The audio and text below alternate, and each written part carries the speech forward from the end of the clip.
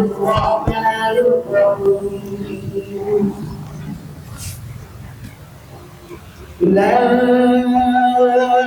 أقسم بهذا البلد وأنت حل بهذا البلد ووالد وما ولد لقد خلقنا الإنسان في كبد أيحسب أن لن يقدر عليه أحد يقول أهلكت مالا لبدا أيحسب أن لم يره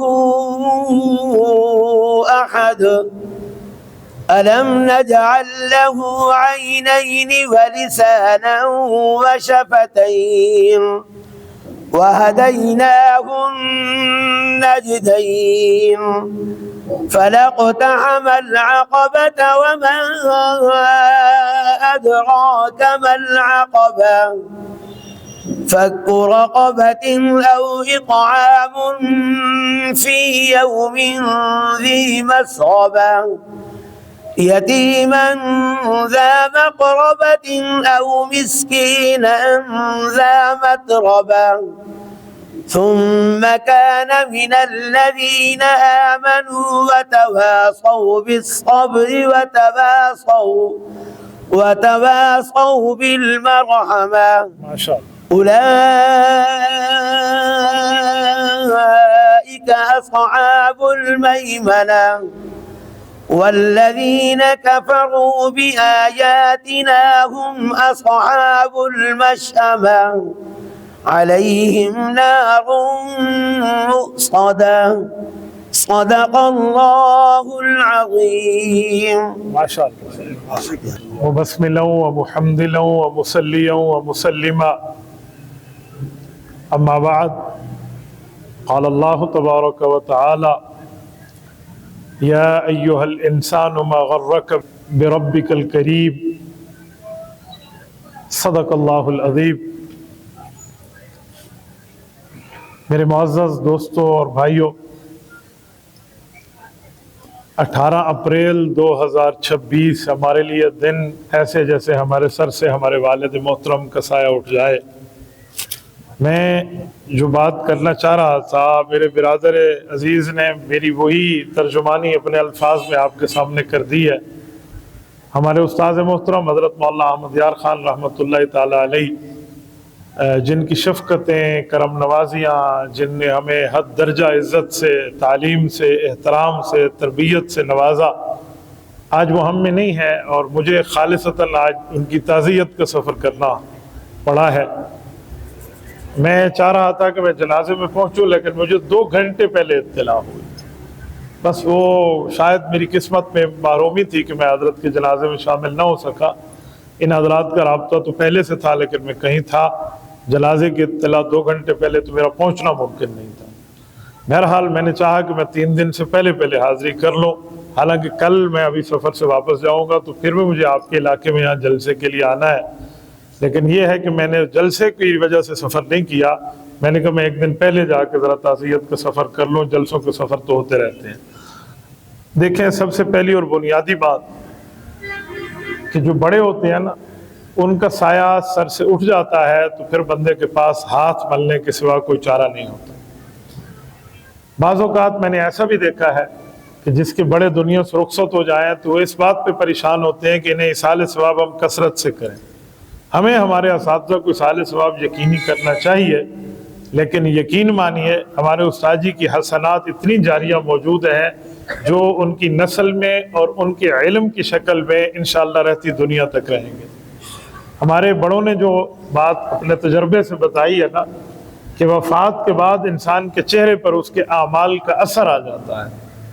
اللہ رب العزت کے یہاں تو ہے ہی، میں نے استاد جی کو بیماری کے اندر بھی آ کر دیکھا، وفات سے 15 منٹ پہلے کی بھی ان کے صاحبزادہ بھائی عزیز الرحمان صاحب نے وہ ویڈیو دکھائی ہے، لیکن جو وفات کے بعد چہرہ ہے وہ آپ سب کے سامنے۔ تو اس سے اندازہ لگا لیں کہ وہ جیسے ہمارے حضرات کہتے ہیں نا کہ من کثر صلاتہ باللیل حسن وجہہ بالنہار، رات کا تعلق اللہ سے اچھا ہوگا تو دن کا چہرہ بھی بتائے گا۔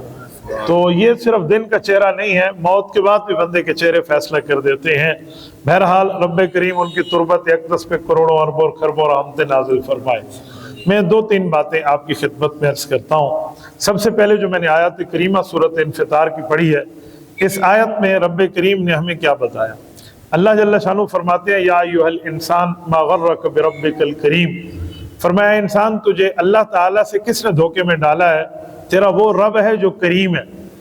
اب یہاں پر دو باتیں ہیں۔ پہلی بات ہے کہ انسان کو گویا شکوہ کر کے پوچھا جا رہا ہے کہ تجھے کس نے دھوکے میں ڈالا؟ اپنے رب سے۔ اب رب کا یہاں معنی تربیت والا، پیدائش سے وفات تک ہے، اور اگلا لفظ ہے الکریم۔ یہاں صفت الرحیم نہیں لائی، الکریم لائی ہے۔ رحمت اور کرم میں ایک فرق ہے، اگر ہم اس فرق کو محلوظ خاطر رکھیں تو ہمیں کئی سوالوں کے جواب مل جائیں گے۔ سب سے پہلی اور بنیادی بات کہ کرم کہتے کسے ہیں؟ کرم کو ہم اردو زبان میں اگر اس کی ٹرانسلیشن اور ترجمہ کریں تو وہ بنتا ہے مہربانی۔ مہربانی کو میں آسان مثال آپ کی خدمت میں دوں۔ دکاندار کے پاس آپ گئے ہیں کہ یہ چیز مجھے چاہیے، دکاندار نے کہا جی اتنے کی ہے لیکن میں آپ کو اتنے کی دوں گا۔ بھئی میرے ساتھ آپ رعایت کیوں کر رہے؟ بھئی آپ ہمارے امام مسجد ہیں، آپ میرے بچے کے استاد ہیں، کوئی وجہ ہے، میں اس لیے کر رہا ہوں۔ اب حق تو نہیں بنتا وہ ویسے ہی دے ہمیں جیسے باقی گاہکوں کو دیتا ہے، لیکن حق سے بڑھ کے اس نے ہمارے ساتھ مہربانی کی ہے۔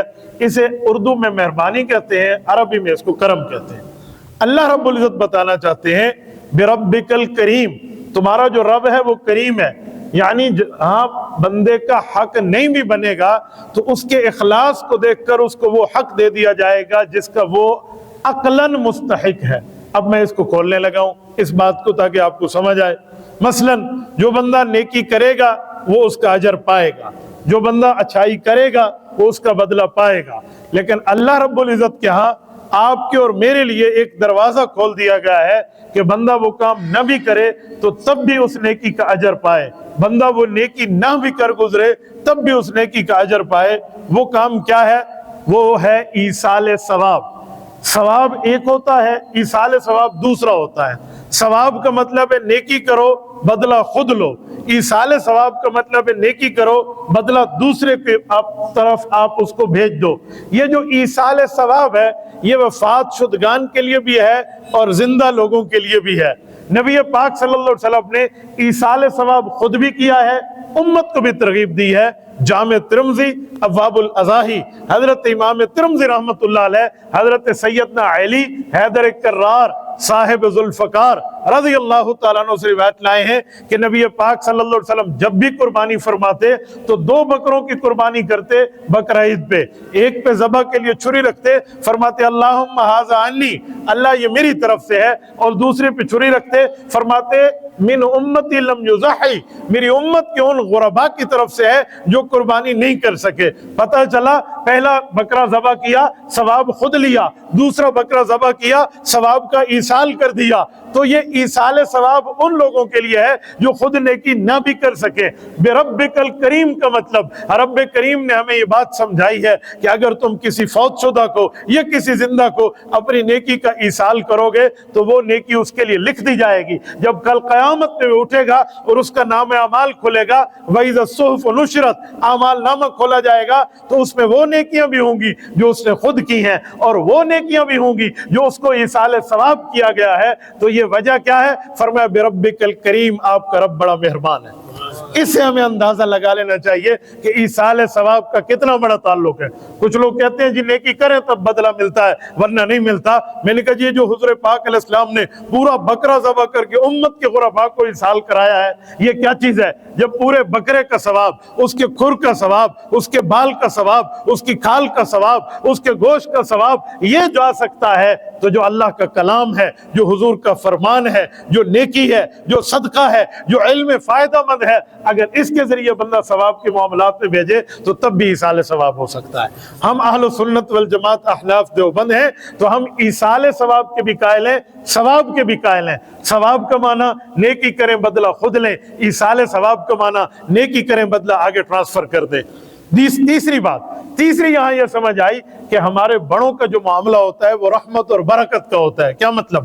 16واں پارہ پہلا صفحہ، رب کریم نے سورۃ کہف میں 16वें पारे के पहले सफ़े पे एक वाक़या हमें बताया।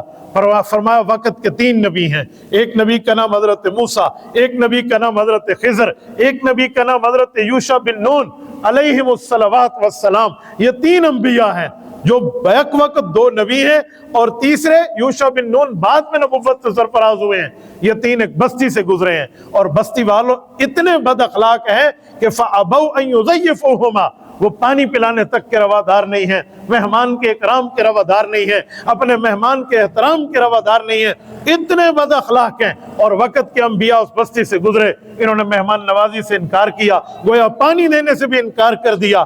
तो रब्बे करीम ने इनके दिल में जो बात उतारी, इन्होंने वो किया। हजरत खिज़र अलैहिस्सलाम ने फरमाया ये दीवार है, ये गिरी हुई है, मूसा अलैहिस्सलाम आप और आपका सहाबी यूशा बिन नून अगर मेरे साथ ताउन करे तो हम 3 मिलके एक काम करेंगे। जी फरमाइए। फरमाया हमें गारा बनाना चाहिए, मिट्टी की ईंटें बनानी चाहिए ताकि हम इस गिरी पड़ी दीवार को तामीर कर दें। उनने गिरी पड़ी दीवार को तामीर किया और जब तामीर हो गया, हजरत मूसा ने पूछा कौम तो बद अखलाक, खिलाने पिलाने की रवादार नहीं, मेहमान के इकराम की इज्जत की वफादार कदरदान नहीं, और आपने इनकी गिरी पड़ी दीवार को जो है ना बना दिया।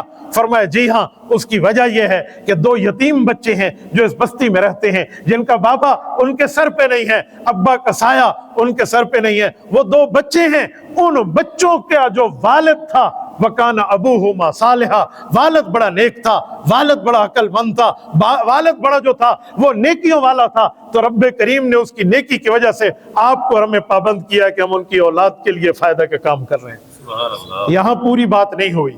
मैं अपने शेख मुकर्रम हजरत हकीम मोहम्मद अख्तर नव्वरल्लाहु मरकज़हू का एक जुमला आपकी खिदमत में पेश करता हूँ। हजरत हकीम साहब रहमहुल्लाह जब भी ये वाक़या सुनाते तो आगे फरमाते कि तुम रूहुल मानी खोल लो। इमाम महमूद आलूसी ने इसकी शरह में क्या लिखा है, फरमाते इमाम महमूद आलूसी जो मुफ्ती बगदाद हैं, 30 जिल्दों में उन्होंने कुरान की तफसीर लिखी है, अहनाफ की सबसे बड़ी तफसीर है। वो इस आयत में 16वीं जिल्द में इस आयत की शरह में लिखते हैं वकाना अबूहुमा सालिहा, फरमाया इनका अब्बा बड़ा नेक था। फरमाया अब्बा से मुराद वो अब्बा नहीं जो इनकी अम्मा का शौहर था, अब्बा से मुराद 7वें नंबर का दादा था। वो 7वें नंबर का दादा इतना नेक था कि उसकी नेकियों का असर 7 पुश्तों तक चला है। हमारे उस्ताद मोहतरम तो एक ही वास्ते से हमारे इल्मी वालिद या हमारे इन भाइयों के जिस्मानी वालिद है, यहाँ तो एक ही निस्बत है, वहाँ 7 पुश्तों तक नेकी चलती है, 7 पुश्तों तक, 7 पीढ़ियों तक रब्बे करीम के यहाँ कदरदानी रहती है। तो मेरे दोस्तों अंदाजा लगाएं वो कदरदानी ऐसी जहाँ वक़्त के 3 नबी उस रब की तरफ से उन बच्चों के ऊपर शफीक और रहीम है। इसे कहा गया या अय्युहल इंसानु मा गर्रक बिरब्बिकल करीम, ऐ इंसान तुझे किसने खुदा से धोखे में डाला, वो सिर्फ तेरा रब नहीं है, वो रब भी है, मेहरबान भी है। मेरे दोस्तों मैं चौथी बात करता हूँ, हमारे उस्ताद मोहतरम को रब्बे करीम गरीक के रहमत फरमाए, उनकी शफकतें मुझे आज भी याद हैं। हमारे हजरत मौलाना शेखैन मुआविया यहाँ गालिबन मौजूद नहीं है, अल्लाह उनकी उम्र में बरकत अता फरमाए, मुझे आज भी याद है। अच्छा शायद मैं तो भाई शेखैन उस वक्त हजरत से गालिबन मिशकात थे या हिदाया, ये उस्ताजी से पढ़ा करते थे, मुझे वो वक्त याद है। और उस वक्त हजरत उस्ताजी की कुछ बातें और कुछ सवालात और कुछ ऐसी वो तमाम बातें, अकीदे पे मजबूती, वो फिर अकाबर के वाक़यात के साथ शगफ, और फिर एक एक चीज़ मैं आपकी खिदमत में अर्ज करूं तो चंद ऐसी बातें हैं जो मुझे आज तक अपने दिल में है। मैं मिसाल देने लगा हूँ। हजरत उस्ताद मोहतरम मौलाना मज़ियार खान रहमहुल्लाह का मुझसे और भाई जुबैर से एक कुर्ब का ताल्लुक की वजह डेरा इस्माइल खान से होना था। क्यों? हजरत उस्ताजी फरमाते थे मेरे उस्ताद हजरत मौलाना मुफ्ती महमूद रहमतुल्लाह अलैह इसी जिला डेरा इस्माइल खान से थे। आप यकीन माने मैं आपको अपने ऊला के ज़माने की बात कर रहा हूँ। मैंने यहाँ ऊला पढ़ा, ये जिस जगह आपको दरख्त नजर आ रहा है, ये इससे पहले एक छोटा कमरा था जहाँ मेरे उस्ताद मोहतरम हजरत मौलाना अब्दुल रशीद दामत बरकातुहुल आलिया, वो उनसे मैंने सर्फ पढ़ी है। अराइवमेंट में उनसे मुलाकात हुई, मैं काफिया पढ़ता था। शायद मेरी अरबी कमजोर होगी, मुझे नहीं पता था कि ये पाकिस्तानी है, सराइकी है, उर्दू जानते हैं। उस्ताद मोहतरम ने अरबी वो बिल्कुल वो पहना हुआ था जिसे कहते हैं वो मुकम्मल जुब्बा, तो उसके साथ हजरत उस्ताजी आए और इनने बिस्तर की कीमत पूछी। मैं 4 माह में उस वक्त 20 दिन की खिदमत में था, तो खिदमत उस जमाने में 20 दिन थी, तो बिस्तरे बेचा करते थे तबलीगी जमात वाले। تو ان نے پوچھا بکم آزا، تو میں نے ان کا جواب دیا، پھر جواب دیا، تو ان کو لگا کہ کہیں نہ کہیں میری کوئی زبر زیر کمزور ہے، تو مجھے فرمایا جو ہے نا کیا پڑھتے ہو؟ میں نے کہا جی میں قافیہ پڑھتا ہوں۔ پوری بات عربی میں ہی ہو رہی تھی، کہنے لگے نہیں آپ کو اپنے جو ہے نا اس کو مضبوط کرنا چاہیے علوم کو۔ مجھے آج بھی یاد ہے انہوں نے مجھے فرمایا تھا کہ تیرے امی اور ابا طاقتور ہوں گے تو علم طاقتور ہوگا۔ میں نے کہا کیا مطلب؟ کہتے ہیں جو صرف ہے نا یہ علوم کی ماں ہے، اور یہ جو نحو ہے یہ علوم کا ابا ہے، الصرف ام العلوم والنحو ابوہا، یہ اس وقت فرمایا۔ تو فرمایا رات کو ملیں گے آپ فلاں نمبر ستون پہ آنا۔ میں نے عربی سمجھا تھا، عربی عالم سمجھا، رات کو گیا عربی میں بات ہوئی، پھر مجھے پتہ چلا استاد جی پاکستانی ہیں، خان گڑھ کے مدرس ہیں، جامعہ عثمانیہ کے۔ مجھے فرمایا میرے پاس اولا پڑھو۔ میں نے ان کی درخواست، ان کے حکم پر یہ ریونڈ کے 4 ماہ کے بعد یہاں اولا پڑھنے آیا۔ مجھے وہ رات آج بھی یاد ہے، شدید ترین سرد رات تھی، دھند کی رات تھی، اور اتنی دھند تھی کہ مظفر گڑھ سے یہاں تک وہ جو علی پور کی اس وقت احباب کا سفر، جہاز کا سفر جسے کہتے تھے، اس احباب کی گاڑی میں ہم بیٹھ کے آئے تو وہ بھی بالکل ایسے ایسے سے چل کے آئی۔ رات کو ہمیں اتارا، مجھے نہیں پتا شاہ جمال چوک میں جامعہ عثمانیہ دائیں ہیں یا بائیں ہیں، پتہ نہیں کسی چوکیدار تھا دکانوں کا، اس نے ہم بتایا ادھر۔ اس وقت تک گیٹ بھی نہیں کھلا تھا، صبح کی اذانوں سے پہلے کے وقت ہم وہیں بیٹھ گئے، اور پھر جب اذان ہوئی ہم اندر آئے تو استاد جی سے ملاقات ہوئی۔ مجھے آج بھی یاد ہے، صرف ڈی اے خان کا نام لیا، کوئی تعارف نہیں پوچھا، فرمایا یہ بیگ وغیرہ رکھ دیں بس آپ کا داخلہ ہو گیا۔ اور پھر اس دن مجھے آج بھی یاد ہے 5 روپے اپنے جیب سے نکالے حضرت، وہ 5 روپے جو سفید رنگ کا نوٹ ہوتا تھا اس کو نکالا، اور وہ نکال کر استاد جی نے مجھے وہ جو ہے نا ناشتہ میں کرایا۔ یہاں ایک باہر وہ چھولے اور وہ چنے اور وہ چاول والے تھے، ان سے ہمیں وہ کھلایا۔ یقین مانے اس وقت 2 روپے کے ہم کھا لیتے پیٹ بھر کے۔ تو یہ پھر روزانہ مجھے فرمایا ہمارے یہاں ناشتہ نہیں ہوتا، لیکن آپ کو میں اپنے استاذ کے علاقے کی قدردانی کی وجہ سے روزانہ ناشتہ کراؤں گا۔ آپ بتاؤ، یہ میں صرف پڑھنے آیا ہوں، یہ ہمارے ساتھ تعلقات ہیں۔ آج کا زمانہ نہیں ہے جب دنیا ہمیں ملینز آف فالوورز کی وجہ سے جھک کے ملے اور کہے جی واہ دنیا تمہیں پہچانتی ہے۔ یہ اس زمانے کی بات کر رہا ہوں، آپ اندازہ لگیں۔ یہ میں نے یہاں حضرت استاد جی مولانا عبدالرشید صاحب سے پڑھا، براہ راست استاد جی سے نہیں پڑھا تھا مولانا معیار صاحب سے، لیکن بعض اوقات صیغہ سمجھانا اور تعلیل سمجھانا، نحو کا پوچھنا، صرف کا پوچھنا، یا بلا کر اکابر کی باتیں سنانا، اس تعلق کو آج تک ہم نبھا رہے ہیں۔ پھر میں نے وہاں پڑھا۔ اچھا، میرے حفظ کی غلطیاں تھی، مضبوط نہیں تھا، تو مجھے کہا کہ آپ نے قرآن کو جو ہے نا صحیح کرنا ہے۔ میں نے بہت عرض کیا، میرے استاد محترم نیچے تشریف فرمائے، کہتے میری خوشی ہے مجھے نیچے بٹھا دیں، جنہوں نے ابھی آپ کے سامنے قرآن پاک کی تلاوت فرمائی۔ میں نے حضرت استاد جی کے پاس یہاں پر اپنے قرآن کو مضبوط کرنے کے لیے پورا عرصہ لگایا، ایک ایک چیز مجھے سمجھائی۔ افلا ينظرون الى الابل ہے یا ابیل ہے، یہ غلطی تھی میری اس زمانے میں، تو مجھے آج بھی یاد ہے کہ مجھے ہاتھ اٹھا کر فرمایا ابل نہیں ہے، تو ایک ایک چیز ان نے سمجھائی۔ پھر ان کی استاد جی کے حکم پر میں یہاں مسجد تھلے والی مسجد آتے ہیں نا، تو یہاں کئی مرتبہ حضرت استاد جی کی نیابت مجھے جانا ہوا، تو میں نے یہاں یہ پڑھا۔ پھر میں نے جو نحو پڑھی ہے یہاں، یہ آپ کو اگر بھائی ذوالقرنین دکھائیں تو یہ دیکھیں، اگر ہمارے کیمرے کے ساتھ ہی دکھائیں، یہ مینار ہے اور مینار کے ساتھ یہ چھوٹی سی سیڑھی جا رہی ہے، اور سیڑھی کے ساتھ اوپر بیٹھ کے میں نے استاد محترم حضرت مولانا محمد اشرف دامت برکاتہ العالیہ سے نحو پڑھی ہے، اور انہوں نے مجھے یہاں نحو پڑھائی، اور میں نے یہاں بیٹھ کر ان سے جو سردیوں میں نحو پڑھی ہے، مجھے آج تک نحو یاد ہے۔ میرے اوپر اللہ کے کرم کہ ارشاد الصرف پہ مولانا عبدالرشید صاحب نے، نحو پہ حضرت مولانا محمد اشرف صاحب نے مجھے لکھ کر دیا تھا کہ اس بچے نے ہم سے بہت اچھا پڑھا ہے، اللہ اس سے دین کی خدمت لے۔ شاید ان کی دعاؤں کی برکت ہے کہ آج میں یہاں بیٹھا ہوں۔ اور پھر میں ایک بات مزید آپ کی خدمت میں یہاں پہ عرض کروں، میں نے ان اساتذہ سے پڑھا بھی، سمجھا بھی۔ یقین مانے کل ملا کے اگر پورے سال میں شاید کہ کھیلنے کے دن میں نکالوں تو ملا کر عصر اور مغرب کے درمیان کھیلنا میرا 2 ماہ بھی نہیں بنے گا، اس کے علاوہ میں پڑھا کرتا تھا۔ ساتھی کہتے تھے جو عصر میں پڑھتا ہے وہ اندھا ہو جاتا ہے، الحمدللہ مجھے اینک بھی نہیں لگی ابھی تک، اللہ محفوظ رکھے۔ تو میں پڑھا کرتا تھا، وہ اس طرح پوری ترتیب سے چیزیں یاد ہوتی تھی اور حفظ ہو جاتی تھی۔ اور ایک ایک چیز مجھے نحو میں آج بھی یاد ہے، ہمارے حضرت استاد صاحب مولانا معیار صاحب نے فرمایا تھا تیری کلاس والے سارے کھیل دن، مولانا اشرف صاحب کو کہیں ترکڑے کو ساڈ جرا آ کے نہ امتحان گنے، تو انہوں نے غالباً اپنے استاد جی کو بلایا، تو اس وقت سہمائی امتحان تھا۔ مولانا معیار صاحب ادھر تشریف فرما ہے، مولانا محمد اشرف صاحب ادھر بیٹھے ہیں، اور ان کے استاد محترم درمیان میں ہیں، اور ہمیں کہا جی نحو میں جملہ انشائیہ سناؤ، کتنی قسمیں ہیں۔ میں اللہ کے گھر میں بیٹھا ہوں، حضرت مولانا یقین مانے استاد نے کیا جملہ انشاء ہم نے استاد جی سے پڑھا تھا اور ٹکا کے پڑھا تھا. مولانا اشرف صاحب ہمیں سمجھاتے تھے کہ کوئی کتاب کے اندر سے پوچھے شرمایا نہ کرو, کتاب کے باہر سے پوچھو وہ تم نے پڑھا ہی نہیں. یہ ہمت دلائی ہوئی تھی. تو میں نے کہا جی 10 قسمیں ہیں. کہا جی کون سی؟ تو جیسے تیزی میں یاد تھا نا میں نے ویسے سنا دیا. امر نہیں سے فہم تمنی ترجیح کل ندار قسم تعجب. ان بزرگوں نے کہا 5 پڑھے نہیں 10 پڑھنے ولا پڑھ. پھر میں نے کہا امر نہیں سے فہم تمنی ترجیح کل ندار قسم تعجب ایویں نہیں. تو استاد اشرف صاحب اور مولانا معیار سے ہنسنے لگے. وہ تو جانتے تھے یہ استاد صاحب نائے تھے. تو فرمایا ایک دفعہ پتر آرام آرام پڑھ کے سنا. تو میں نے کہا جی امر نہیں استفہام تمنی ترجیح خود ندار قسم تعجب ہاں ہونتے ہیں 10 پڑھے. جب ہم گھر چلے گئے تو بعد میں بھائی عزیز الرحمان صاحب تشریف لائے تھے بھائی زبیر کے والد حاجی گلشیر رحمۃ اللہ سے ملنے. انہوں نے آ کر وہاں اطلاع دی کہ آپ کی پوزیشن آئی ہے ماشاءاللہ پہلی, ورنہ مجھے یقین نہیں تھا کہ ایسے ہوگا. یہ ہمارے اساتذہ کی برکت ہے. اور پھر ادھر رہ کے ملم یشکر الناس لم یشکر اللہ, اگر بندہ شکریہ ادا لوگوں کا نہیں کرتا نا وہ اللہ کا بھی نہیں کرتا. میرے ساتھ میرے بھائیوں والا, بڑے بھائیوں والا قرب کا تعلق, پیار کا تعلق, محبت کا, جب بھوک لگے مجھے کھانا کھانے کا, کپڑا چاہیے مجھے کپڑا لے کے دینے کا تعلق بھائی قاضی جنید صاحب کا.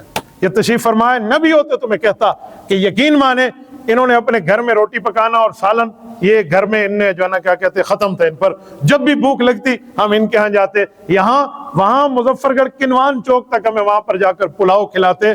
پوری ترتیبیں مجھے ان کی یاد ہے. رب کریم ان کو جزا خیر عطا فرمائے.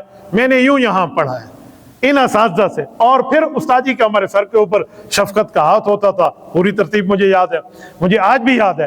حضرت مولانا محمد اعظم طارق شہید رحمت اللہ علیہ تشریف لائے اور ان کا جلسہ دینی درس کا خان گڑھ میں تھا. ہم نے بیان سنا اور مجھے تو خصوصی اجازت تھی کہ آپ جا سکتے ہو, باقی طلباء کو منع کیا تھا پڑھائی کے دوران آپ نے نہیں جانا. اور مجھے کہا تھا جاؤ اور واپس آ کر مجھے سناؤ کہ انہوں نے کہا کیا ہے. تو میں نے ایک ایک چیز آ کر حضرت مولانا رحمت اللہ علیہ کی بات سنائی تو فرمانے لگے ہاں وہ ٹھیک آد ہے یہ رافضی سارے نانگ ان ایسا کوئی خواب ایسا نہیں. وہ ان کے انداز کی بات آج بھی مجھے یاد ہے. پھر جمعہ کے خطبے میں جو کئی مرتبہ حضرت استاد جی نے اس زمانے میں مجھے تیار فرمایا کہ آپ نے جمعہ پڑھانا ہے. اب اولا والا لڑکا جمعہ میں نے ادھر بھی پڑھائے, بیان یعنی استاد جی سے پہلے کیا, اور یہاں پکا گھلوا میرے خیال میں یہی ہے نا, اتنے ہی گئے, بہت 3-4 جگہ تھی. بہرحال مجھے اس طرح یاد ہے میں ان کے فرمانے پہ جاتا تھا. اب آپ مجھے بتائیں اولا کے بچے کو جب تک آپ پش اپ نہ کریں, جب تک اسے ہمت ترغیب نہ دلائیں, وہ کیسے آگے چلے گا؟ یہ جو تیراکی ہے نا, تیراکی بندہ سیکھتا ہے اسی طرح ہی سیکھتا ہے کہ جب وہ ٹیڑھی بھی چل رہا ہو نا تیراکی سوئمنگ کرو تو اس کا استاد سے کہ بہترین زبردست چل رہا ہے, زبردست بیسٹ سوئمر ہے تو, ہاں تو پھر وہ سیکھ جاتا ہے. شروع میں وہ آخو تو ڈنگا اردو ہے تو وہ کیا چلے گا. تو یہ ہمارے اساتذہ کی جو ہے نا ہمارے ساتھ محبت تھی, شفقت تھی, تعلق تھا. تو اس طرح انہوں نے ہمیں جو ہے نا آگے کیا. تو یقین مانے آج ہم اپنی ان حسنات کا نیت کا معاملہ نہ بھی رکھیں تو تب بھی یہ صدقہ جاریہ ہونا حضرات تب بھی ہونی کا ہے. تو یہ اللہ رب العزت ان کی قبر پہ کروڑوں اور رحمت نازل فرمائے. اب تعلق موت کے بعد نبھانا بھی ہوتا ہے. ہمیں استاد جی کی اولاد بھی نظر آ رہی ہے, مدرسہ بھی نظر آ رہا ہے. تو جب تک کوئی ہو تب تک تعلق ہو, موت کے بعد تعلق بھول جائیں تو ایسا نہیں ہوتا. تعلق ہوتا ہے, اس کو ہمیشہ نبھایا جاتا ہے. تعلق کو ہمیشہ نبھایا. آپ کو میں تعلق بتانے کی بات سناؤں. قائد ملت اسلامیہ امام انقلاب حضرت مولانا فضل الرحمان حافظہ الرحمان, میں نے ایک دن حضرت سے کہا, میں نے کہا حضرت آپ آج تک عبد الخیل میں عید گزارتے ہیں, چھوٹی سی بستی, نہ وہاں سگنل پورے آتے ہیں. وہاں گھر سے جائیں تو گھر والوں کیا کہ جانا پڑتے تو سگنل کو نہیں آتے, فون کرے ہوتے کیا جانا مل سی. میں نے کہا ایسے جنگل جگہ میں آپ بیٹھے ہیں, آپ عید یہاں آپ کے پاس شہر میں مکان ہے, آپ مستقل ادھر کیوں نہیں آ جاتے. حضرت کی آنکھوں میں آنسو آئے اور مجمع بیٹھا تھا تو ایسے ہاتھ پہ میرا رکھا, کہتے بات کریں گے انشاءاللہ. تو نماز عصر کے لیے نکلے تو میرا ہاتھ پکڑا ہوا تھا, یوں سہارا لے کے نماز عصر تک گئے, نماز عصر پڑھی, پھر واپس آئے, پھر بیٹھے. مجھے مغرب تک واقعات سنائے کہ میں آج تک اس بستی میں کیوں ہوں. کہتے ہیں وجہ میرے ابا جی کی مجھے وصیت ہے کہ اس تعلق کو نہ چھوڑنا. میں نے کہا حضرت کیا وصیت؟ کہتے ہیں میرے والد محترم یہاں اس مسجد میں امام تھے, پہلے اس جگہ میں تھے, وہ پہلے الگ مسجد بتائے, کئی اس محلے والوں ان کو لے کر آئے اور یہاں امامت رکھی اور ہمارے والد صاحب یہاں امام رہے.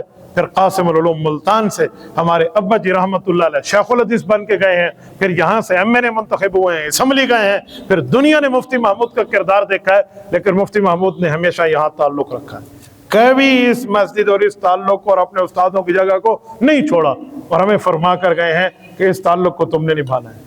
آج دنیا کفر جس بندے سے کانپتا ہو, جس کو नेतन्याहू और ट्रंप नाम से जानता हो कि फजलुर रहमान कौन है, जिसकी पगड़ी को वो जानते हो, वो आज भी अब्दुल खैल की बस्ती वालों से उस ताल्लुक को निभा रहा है। ताल्लुक किसे कहते हैं? ताल्लुक नहीं तोड़ा करें, ताल्लुक रखा करें, मोहब्बत रखी करें, और नहीं आ नहीं सकते तो दुआओं तक बंदा याद रखे। दुआ ऐसी चीज है जो बरह रास्त जाती है। तो बहरहाल ऐसी बहुत सी बातें हैं, मैं अगर वो बातें शुरू कर दूं तो शायद मैं ईशा वाले आगे जहां जाना है मैंने प्रोग्राम में, मैं वहां पहुंच ना पाऊं। तो बहरहाल ये चंद बातें थी जो मैंने आपकी खिदमत में की हैं। मेरा इस जगह से ऐसे कुर्ब का ताल्लुक है, और हजरत उस्ताद जी के हवाले से बात थी तो उनकी शफकतें और बरकतें आज तक है। मैं दो बातें करके बात ख़त्म करता हूँ। जिस वक्त मैं एक मरतबा यहाँ पहली दफ़ा जलसे पर उस्ताद जी की खिदमत में हाजिर हुआ तो उस वक्त अल-मुदव्वनतुल कुबरा उस्ताद जी के हाथ में थी, भाई अब्दुल रहमान को याद होगी, तो वो सामने रखी और उससे मुझसे पूछा कि हाँ मौलवी बड़ा फिरते हैं, ज़रा एक मसला समझा। मैंने कहा जी हजरत उस्ताद जी समझावण औख है, आप ऐसी तो सुना ले सा, नहीं तो तुसा समझा रहे सो। तो कहते हैं जी बताएं। अब मैंने कहा जी आप फरमाएं। तो हजरत इमाम आज़म अबू हनीफा, नौमान बिन साबित, इनके लिए एक बात की कि रिवायात तो कई हैं कि जब आप नीयत के लिए हाथ उठाते थे नबी अलैहिस्सलाम तो कंधे पे हाथ था या सीने के मुबारक के ऊपर हाथ था या कानों की लौ तक हाथ था। तो हम तो सिर्फ कानों के लौ के बराबर हाथ रखते हैं, हमें बाकी जगह भी तो हाथ उठाना चाहिए। कभी इस नबवी तरीके पे अमल करें, यूं क्यों नहीं है फ़िक़्ह हनफ़ी में? अब मुझे क्या याद था, जो मेरे दिमाग में जो चीज़ थी जो हमने अपने बड़ों से समझी थी, या हज़रत उकाड़वी रहमतुल्लाह अलैह की कुतुब से देखा, तो मैंने अर्ज़ कर दिया। मैंने कहा हज़रत हमने तो अपने बड़ों से सीखा है, मैं अर्ज़ करता हूँ, बाकी आप फरमा दें कि अगर हम सिर्फ सीने वाली बात पे अमल करें या सिर्फ कंधों वाली बात पे तो शायद बाकी सुनते रह जाएं। इमाम आज़म अबू हनीफा रहमतुल्लाह ने जो हमें फरमाया है कि आप नियत के वक्त हाथ को उठाओ तो यूं सीने से गुजारो, फिर कंधे से गुजारो, फिर कान तक ले जाओ, तो तीनों रिवायतों पे अमल हो जाता है, कोई रिवायत छूटती नहीं। तो बड़े खुश हुए थे, मुझे आज भी याद है जब भी मैं आता था मुताले के लिए कोई ना कोई किताब इनके पास मौजूद होती। एक मरतबा जब मैं आया तो हजरत मुफ्ती मोहम्मद शफी रहमतुल्लाह अलैह की मारिफुल कुरान फ़इम बगत इहदाहुमा अलल उखरा फ़क़ातिलुल लती तबग़ी हत्ता तफ़िया इला अमरिल्लाह, इस आयत की शरह देख रहे थे और मुझे फरमाया कि हत्ता तफ़िया इला अमरिल्लाह का मतलब क्या है, यहाँ अमरुल्लाह से मुराद क्या है?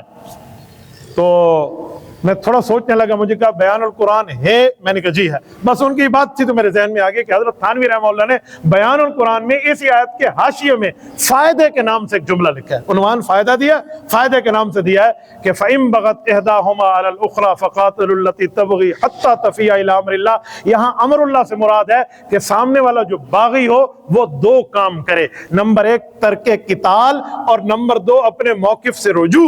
जब ये दोनों काम कर लेगा फिर उससे किताल रोक दिया जाएगा। तो यहाँ अमरुल्लाह से ये मुराद है। यानी इतनी बीमारी के बावजूद भी उलूम पे इतनी दस्तरस थी, उलूम पे इतनी जो है ना क्या कहते हैं वो था, मजबूती थी और मुस्तहज़र थे उलूम, और इस तरह जो है ना वो समझाया बताया सुनाया करते थे। बहरहाल मैं दुआ गो हूँ रब्बे करीम उनकी तुरबत अक़दस पे करोड़ों अरबों खरबों रहमत नाज़िल फरमाए। जज़ाकुमुल्लाहु तआला। अक़ूलु क़ौली हाज़ा व अस्तग़फ़िरुल्लाह व आखिरु दअवाना अल्हम्दुलिल्लाहि रब्बिल आलमीन। मैं आपको एक ख़ास चीज़ की ज़ियारत करा दूँ।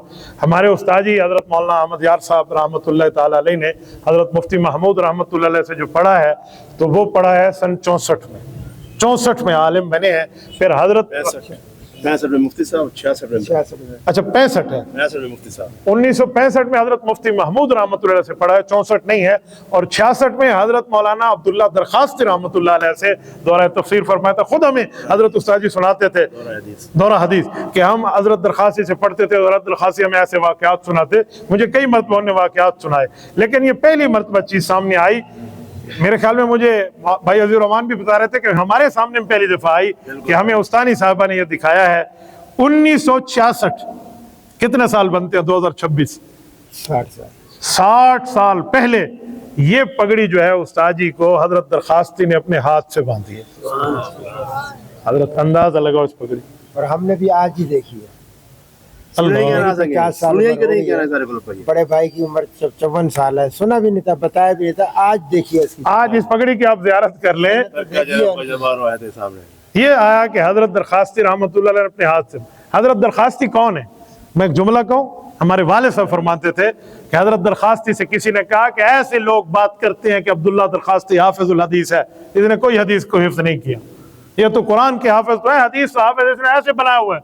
تو کہتے ہیں حضرت درخواست جلال میں آئے اور فرمایا اچھا لاؤ پھر تم اپنے کوئی شیوخ الحدیث اور محدث اور ہمارے ساتھ بٹھا دو، میں صبح کی نماز پڑھ کے اور ناشتہ ہلکا پھلکا تمہیں کراؤں گا اور تمہیں بٹھا دوں گا پھر یہ حدیث سنانے میں، پھر ظہر تک چلیں گے، پھر مجھ سے کھانا کھانا، پھر اس کے بعد ہم عشاء تک چلیں گے، نمازیں بھی درمیان پڑھیں گے، پھر اس کے بعد صبح، اس طرح 3 مہینے بیٹھیں گے۔ تمہارے محدث کتابیں اٹھا کے بیٹھے، عبداللہ درخواستی جو پہلے دن حدیث پڑھے گا 3 ماہ تک وہ نہیں پڑھے گا، اتنا حدیث پر دسترس اور عبور حضرت مولانا عبداللہ درخواستی، یہ اس جیسے ولی کامل کے ہاتھ سے۔ اچھا ایک بات آپ کو اور کروں، اس کا سبز رنگ دیکھ کے آپ پریشان نہ ہوں، ہمارے اکابر بزرگ اس سبز رنگ کی پگڑی علماء کو دورہ حدیث میں، دورہ تفسیر میں دستار بندی کے طور پر باندھا کرتے تھے۔ آپ نے تو صرف دیکھا ہے نا، ہمارے والد محترم فرماتے، حضرت مولانا علاء الدین نور اللہ مرکزہ بتاتے، جتنے ہمارے بڑے اساتذہ ہیں سب فرماتے تھے کہ حضرت مدنی رحمت اللہ علیہ خود بھی یہ امامہ زیب تن فرماتے اور دارالعلوم دیوبند سے فضلاء کو بھی یہی پہناتے، دارالعلوم دیوبند سے۔